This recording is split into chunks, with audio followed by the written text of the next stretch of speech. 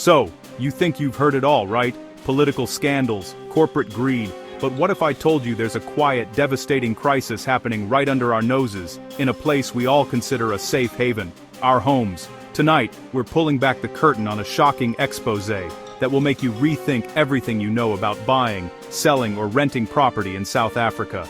We're not talking about hypotheticals or small-time hustles. These are the real jaw-dropping cases that have sent shockwaves through the entire South African property market, leaving a trail of financial ruin and shattered dreams.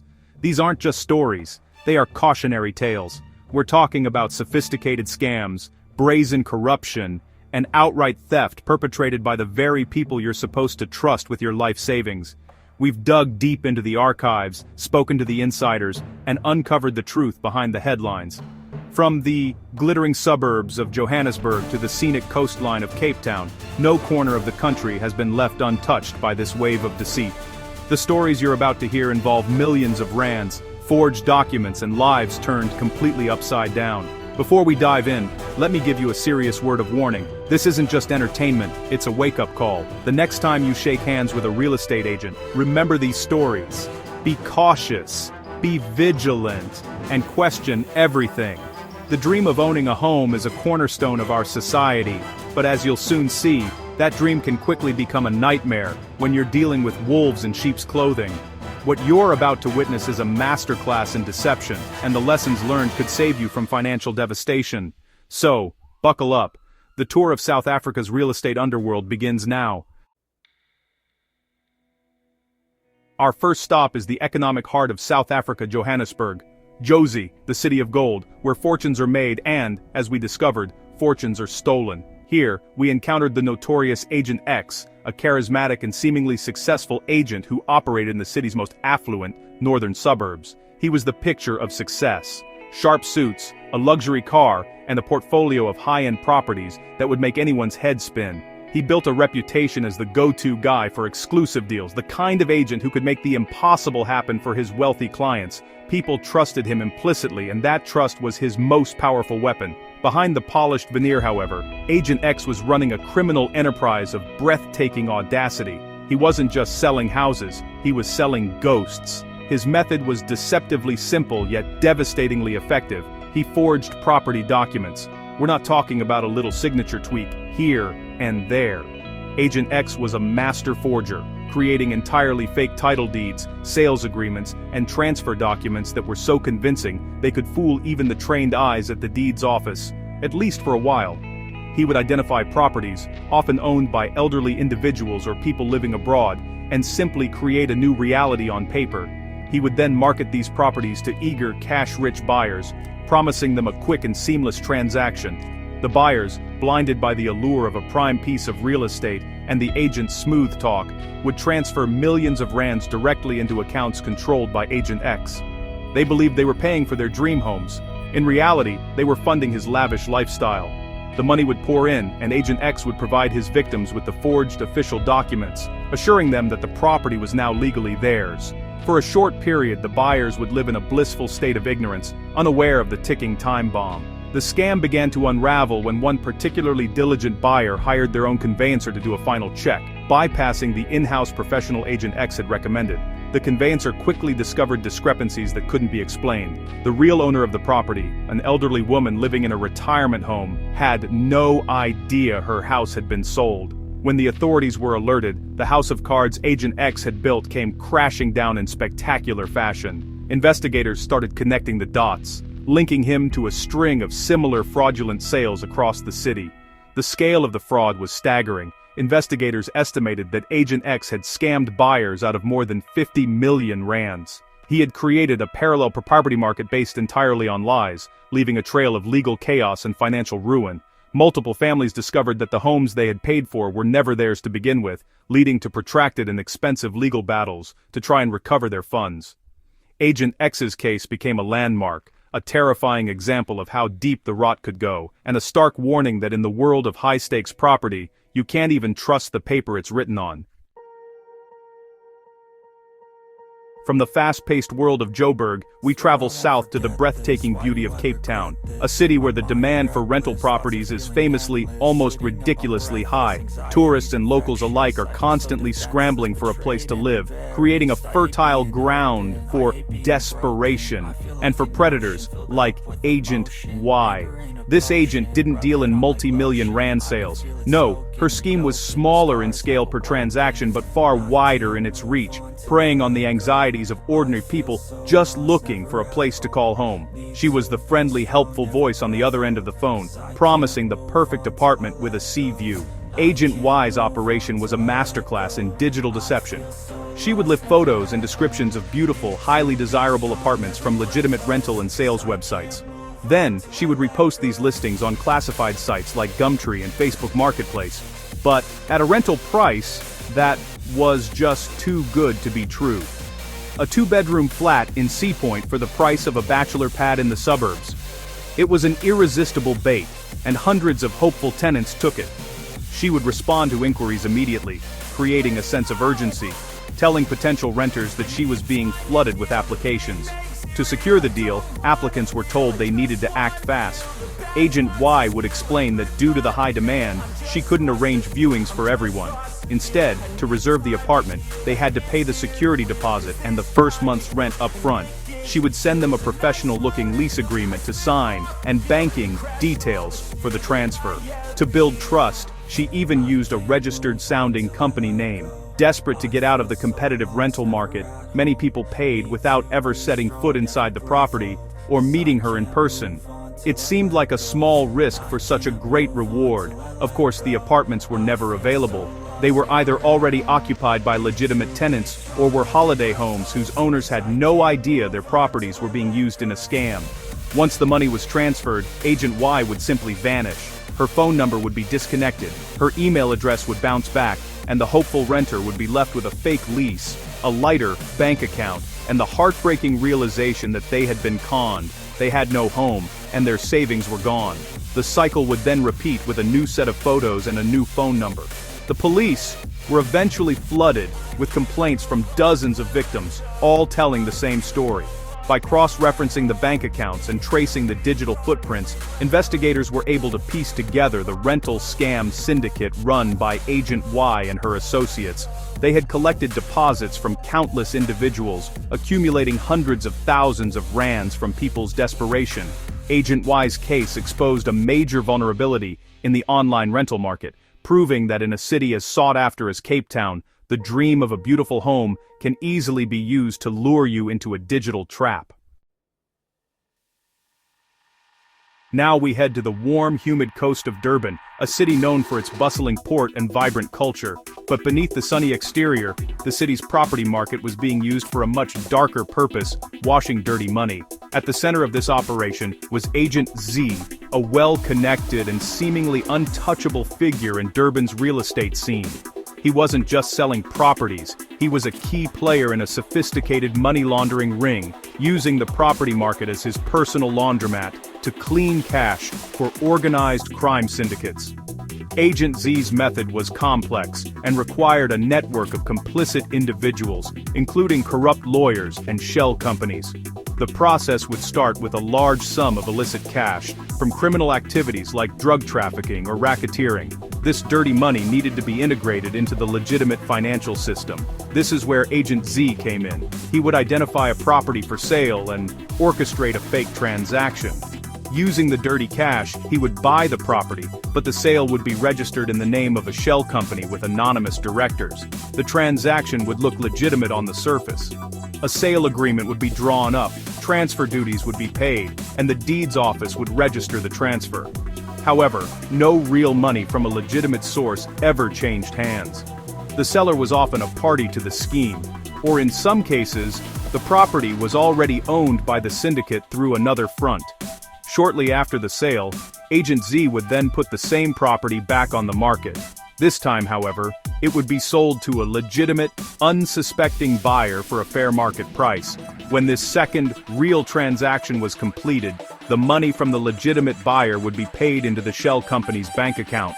And just like that, presto, the dirty cash had been transformed. It now appeared as legitimate proceeds from a property sale, clean and ready to be used. Agent Z would take his hefty commission, and the clean money would be funneled back to the crime syndicate. He essentially used the property market's complex transaction process as a filter to wash the filth off the cash. The scheme was eventually uncovered by the Hawks, South Africa's elite investigative unit, who were tracking the financial activities of a major drug cartel. They noticed a pattern of unusual property transactions in the Durban area, all linked back to a handful of companies and one particularly busy real estate agent, Agent Z. The investigation revealed a web of deceit involving dozens of properties and tens of millions of rands in laundered funds. Agent Z's arrest sent a clear message. The South African property market was on the front line in the war against organized crime, and even the most respectable-looking agents could be gatekeepers for the underworld. Our investigation now takes us to the administrative capital Pretoria, a city of jacaranda trees and, well, as it turns out, some pretty predatory real estate practices. Here, we uncovered the chilling story of Agent W, who exploited the misery of homeowners facing financial ruin. While banks were repossessing homes from families who had fallen on hard times, Agent W saw not a tragedy, but an opportunity. He devised a cruel and illegal scheme to profit from their misfortune by selling these repossessed homes without the consent of the banks or the knowledge of the original owners. Agent W's network was, honestly, his primary asset. He had inside sources within certain banks and sheriff's offices. These insiders would leak him information about properties that were in the final stages of foreclosure but had not yet been officially auctioned off by the sheriff. This gave him a crucial window of opportunity. He had a list of vulnerable properties before they ever hit the public market, and he knew the desperate situation the owners were in. He was essentially a vulture circling over families in their darkest hour. Armed with this confidential information, Agent W would approach potential buyers, often investors looking for a bargain. He would present himself as a specialist in distressed properties, claiming he had an exclusive mandate from the bank to sell these homes off-market at a heavily discounted price. To make the deal seem legitimate, he would use official-looking but forged documents that appeared to grant him the authority to sell. He would tell the buyers they were getting a once-in-a-lifetime deal, avoiding the competition of a public auction. The buyers, enticed by the massive discount, would transfer the purchase price into an account controlled by Agent W. He would then stall for time, telling them the transfer process with the bank was complicated and took a while. Meanwhile, the actual repossession process would continue. The bank, totally unaware of Agent W's illicit sale, would proceed with the scheduled public auction. The property would be legally sold to a different legitimate buyer at the auction. The original buyers, who had paid Agent W, were left with nothing but fake paperwork. The scheme imploded when, well, multiple buyers who had been waiting for months for their properties to be transferred started getting suspicious. Some even visited the homes they thought they had bought, only to find new families moving in, the legitimate auction winners. Complaints poured into the property practitioners, regulatory authority, and the police. The investigation revealed that Agent W had conducted dozens of these fraudulent sales, pocketing millions. His case highlighted a terrifying gap in the system, where personal financial distress could be weaponized by unscrupulous agents for personal gain, victimizing both the struggling homeowner and the hopeful buyer. We now travel to the friendly city of Keberha, formerly Port Elizabeth, where, a sea breeze carries whispers of a different kind of corruption. Here, our story centers on Agent V, a property developer and agent whose ambition knew no legal or ethical bounds. Agent V wasn't just selling property, he was creating it, often where it was never meant to be. His speciality was getting illegal developments approved by bribing his way through the municipal planning department, turning protected coastal land and green zones into lucrative residential estates. Agent V understood that in the world of property development, the biggest hurdle is often bureaucracy and zoning laws. Environmental impact assessments, building regulations, and zoning permissions can take years and are designed to protect the community and the environment. Agent V decided to simply bypass all of that with cash. He identified key officials within the local municipality, planners, inspectors, and committee members who were willing to look the other way for the right price. He built a network of corruption that effectively put the city's planning department in his pocket. His process was, honestly, brazen. Agent V would acquire a piece of land, often agricultural land or an area zoned for conservation, at a very low price. He would then submit a development application to the municipality to have it rezoned for high-density residential use. On paper, the application would be full of holes and would clearly violate multiple bylaws. It should have been rejected immediately. But behind the scenes, Agent V's bribes were already at work. Envelopes of cash would be passed to the right people, ensuring that the application sailed through the approval process. Inspectors would sign off on non-existent environmental reports, and planning committees would vote in favor of the rezoning against all expert advice. Once the illegal approval was granted, the value of the land would skyrocket overnight. Agent V would then either sell the now developable land to a larger construction company for a massive profit, or develop the properties himself through his own agency. He would market these new homes to the public as exclusive, eco-friendly estates, which is, honestly, a bitter irony given the corrupt and destructive process of their creation. The House of Cards collapsed when a local civic association and a group of environmental activists refused to back down. They noticed a pattern of highly questioned developments along the coastline and launched their own investigation. They gathered evidence, filed legal challenges, and put immense public pressure on the municipality. A forensic audit was eventually commissioned, which uncovered the extensive network of bribery. It traced payments from Agent V's accounts directly to several city officials. The scandal rocked Port Elizabeth, leading to arrests, dismissals, and a complete overhaul of the planning department, but not before irreversible damage was done to sensitive ecosystems. Our journey now takes us inland to the judicial capital, Bloemfontein, the City of Roses. In this seemingly quiet and steady property market, a subtle but powerful scam was being orchestrated by Agent U. This agent wasn't involved in outright theft or forgery in the traditional sense. Instead, he manipulated the very foundation of property transactions: the valuation. Agent U figured out how to artificially inflate and deflate property values for his own personal gain, defrauding both banks and clients in the process. Agent U's scheme had two distinct sides. On one hand, when he was helping a client secure a large mortgage, he would collude with a corrupt property valuer. This valuer, for a kickback, would produce a report that massively inflated the true value of the property. For example, a house actually worth 1.5 million rand would be valued at 2 million. The unsuspecting bank, relying on this expert valuation, would then grant a home loan for a much higher amount than the property was worth. This inflated loan served multiple purposes for Agent U. The client, who was often in on the scheme, could get a larger loan than they were entitled to, allowing them to cover purchase costs or even pocket the extra cash. Agent U, in turn, would receive a higher commission because the sale price was artificially high. The bank was left carrying all the risk, holding collateral that was worth significantly less than the money they had loaned out. It was really a ticking time bomb for the financial institution. On the other side of the coin, when Agent U was looking to buy properties for himself or his investment syndicate, he would do the exact opposite. He would target distressed sellers, people going through a divorce, facing financial trouble, or needing to relocate urgently. He would then arrange for his pet valuer to produce a deliberately low valuation, convincing the desperate seller that their property was worth far less than its actual market value. He would use this fake valuation as a tool to bully the seller into accepting a rock-bottom offer. Once he acquired the property at a fraction of its worth, Agent U would quickly flip it, selling it at its true market value for a substantial profit. He was playing both ends against the middle, using fraudulent valuations to cheat banks on one deal and desperate sellers on the next. The scheme was finally exposed when an internal audit at one of the major banks flagged a series of highly unusual loans, all linked back to the same agent and the same valuer. The subsequent investigation uncovered the systematic manipulation, revealing how Agent U had turned property valuation, a cornerstone of market stability, into his personal ATM. We return to the epicenter of wealth and ambition, Sandton, where, honestly, the stakes are higher and the scams are bolder. Here we delve into the audacious scheme of Agent T, a high-flying agent who, well, perfected the art of the double sale. Why sell a multi-million rand property once when you can sell it twice? That was the cynical logic behind a fraud that left multiple buyers believing they were the proud new owners of the very same exclusive Sandton apartment, leading to, you guessed it, a legal and emotional train wreck.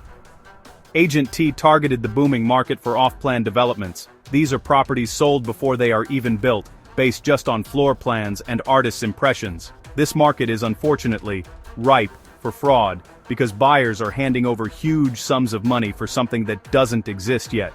Agent T, working for a developer, who, by the way, was later found to be complicit, would market these luxurious, future apartments to wealthy local and international investors. He was incredibly persuasive, painting a picture of high returns and, a glamorous lifestyle. His method was a high-wire act of timing and deception. He would secure a legitimate offer to purchase from buyer A, complete with a hefty deposit paid into a trust account. The legal process to transfer the property upon completion would begin. However, instead of marking the unit as sold, Agent T would keep it listed as available. He would then market the exact same unit to buyer B, often an overseas investor who was, let's be honest, less likely to be physically present to check on things. He would create a sense of extreme urgency, claiming another offer was imminent. Blinded by the fear of missing out, buyer B would also sign an offer to purchase and transfer their deposit. Agent T was now holding 2 deposits for the same property.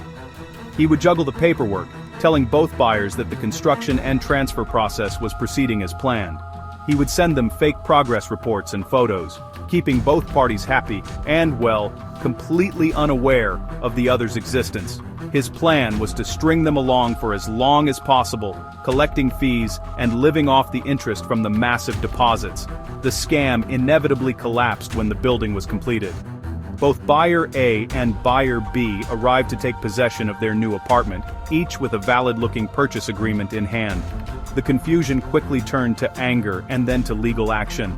Investigations revealed that Agent T and the developer had done this with multiple units in the building, creating a tangled mess of claims and counterclaims. They had in effect sold more apartments than actually existed, defrauding buyers out of millions in deposits.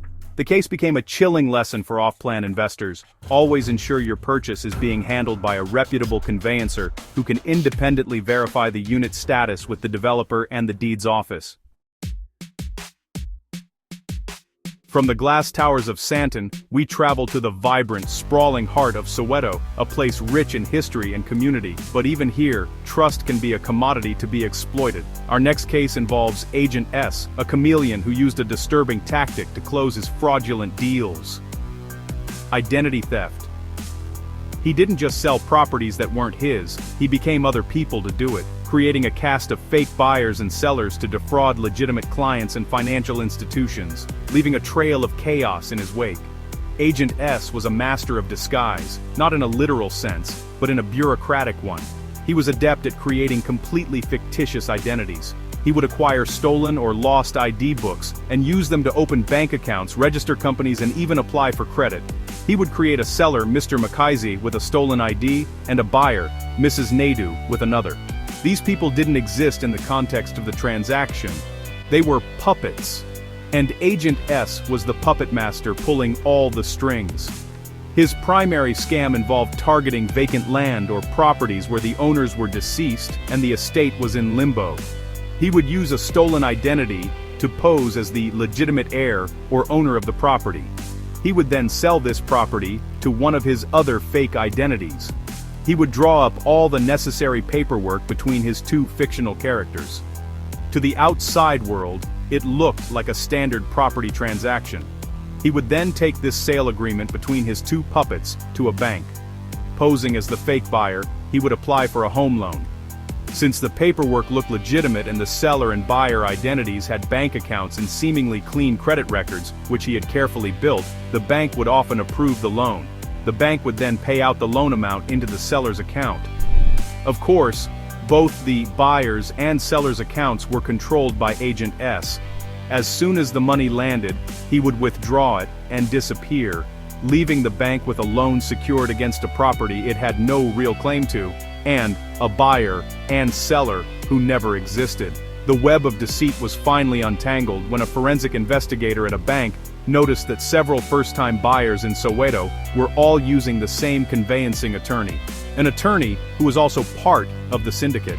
This red flag triggered a deeper look into the transactions.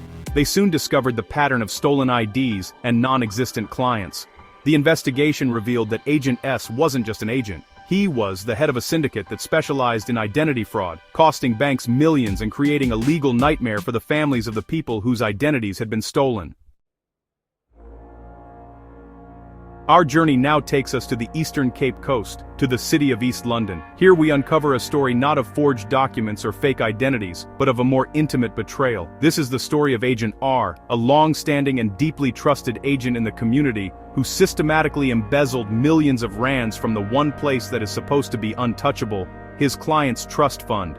For years, he abused the faith of buyers and sellers who placed their life savings in his care. In South Africa, when you buy a property, your deposit is typically held in an interest-bearing trust account by the real estate agency or a conveyancer until the property transfer is complete. This money is legally protected, does not belong to the agency, and cannot be touched for operational expenses. It is a sacred trust. Agent R, facing mounting personal debts and a failing business, saw this massive pool of client money as his personal lifeline. He started borrowing from it. At first, it was small amounts. He would dip into the trust account to cover his office rent or make a car payment, intending to pay it back before anyone noticed. He would justify it to himself, thinking it was just a temporary loan. But as his financial problems grew, so did the amounts he was taking. He became adept at lapping, a classic accounting fraud technique. He would use the deposit from a new client, Client B, to cover the payout that was due to an earlier client, Client A, whose deal was now finalizing. This created a dangerous and ever-growing pyramid scheme. As long as new deals and new deposits were coming in, he could keep juggling the money, robbing Peter to pay Paul. To anyone looking at their individual transaction, everything seemed fine. Deposits were paid out on time at the end of their deals because Agent R was using funds from newer clients. He was able to sustain this charade for years, all while siphoning off funds for his own use, holidays, luxury goods, and propping up his failing business. The hole in his trust account grew from thousands to millions of rands.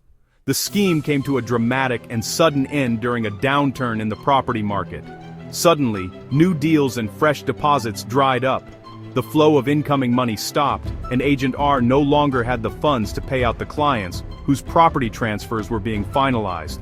A client who was expecting their R500,000 deposit to be paid out was told there was a delay. When they pressed the issue and hired a lawyer, the truth began to emerge. A forensic audit of the agency's trust account was ordered, and it revealed a catastrophic shortfall of several million rands. Agent R had betrayed the trust of his entire community, leaving dozens of families financially devastated. For our final story, we travel north to the capital of Limpopo, Polokwane. This case moves beyond individual fraud and into the realm of organized crime colluding with corrupt officials to steal the most valuable asset a nation has, its land. We expose Agent Q, who was not merely an agent but a key player in a powerful syndicate that was illegally selling vast tracts of government-owned and municipal land to developers and unsuspecting individuals. The syndicate's operation was audacious and complex, requiring insiders at multiple levels of government. It began with corrupt officials within the Department of Rural Development and Land Reform and the local municipality. These officials would identify parcels of state-owned land earmarked for schools, clinics, low-cost housing, or conservation that were currently unused. They would then manipulate the system to make this land appear to be privately owned or available for disposal. This is where Agent Q came in. Posing as a legitimate real estate agent with special access to government land release programs, he was the syndicate's frontman. He would create fraudulent title deeds and letters of authority that made it seem as though he had the legal right to sell the land. He would then market these plots to property developers looking for large tracts for new housing estates, or to individuals desperate to own a piece of land. The prices were attractive, well below market rate, which drew in a flood of eager buyers. Agent Q and his syndicate would take their money, provide them with the expertly forged ownership documents, and encourage them to start developing. In many cases, people would invest their life savings, not just in buying the plot, but in building their dream homes on it. They had a title deed and a sales agreement, and to them, everything seemed perfectly legal. They were proud landowners. The truth would only come out months or even years later, when the government department responsible for the land would discover the illegal occupation and construction. Eviction notices would be served, and the devastating reality would set in. The land was never for sale. It still belonged to the state. The title deeds were worthless pieces of paper. The people who had built their homes on the land were now illegal squatters and faced losing everything. The syndicate, including Agent Q, would have long since vanished with the millions they had collected. This scheme not only defrauded individuals but also robbed communities of future public amenities and highlighted a terrifying nexus of corruption between private actors and the state itself. What we've shared tonight is deeply unsettling. 10 stories from 10 different cities, but they all share a common thread, a calculated abuse of trust that turned the dream of property ownership into a financial and emotional nightmare. These aren't isolated incidents. They are symptoms of a larger problem that requires our collective vigilance. The sophistication of these scams, from forged documents and fake identities to complex money laundering and outright bribery, shows that fraudsters are constantly evolving. They prey on our desire for a home, our trust in the system, and our fear of missing out. It's a sobering reminder that a friendly smile and a sharp suit are not guarantees of integrity. So, what can you do? The most powerful tool you have is diligence. Always, and I mean always, verify the credentials of any real estate agent you deal with. Use the Property Practitioners Regulatory Authority, PPRA, website to check if they are registered and have a valid Fidelity Fund certificate. Never, ever give in to high-pressure tactics. Insist on using your own independent conveyancer, not one recommended by the agent or seller. Question everything, double-check every document, and if a deal seems too good to be true, it almost certainly is. Trust your gut instinct. It's often your best line of defense. Finally, we cannot let these criminals operate in the shadows. If you encounter suspicious activity, report it.